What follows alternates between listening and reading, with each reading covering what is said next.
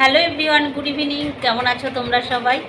আজকে সারাদিন একদম তোমাদের সাথে কথা বলার সময় হয়নি। সকালবেলা খুব বিজি ছিলাম, আর তার থেকেও বড় কথা আমাদের এখানে অনেকক্ষণ কারেন্ট ছিল না, এর জন্য এতটা গরম লাগছিল। আর সকালে তো জানোই আমার প্রচণ্ড কাজের প্রেশার থাকে। তারপরে কি বলো তো, শরীরটা অতটা ভালো লাগছিল না, শুয়েছিলাম। যাই হোক, তাই ভাবলাম যে এখন একটু বন্ধুদের সাথে কথা বলি। একটু ভেবেছিলাম বেরোবো, কিন্তু কি বেরোবো, বৃষ্টি নেমে গেছে, ছেলেও ছাতা নিয়ে গেছে, এর জন্য আর বেরোতে পারলাম না।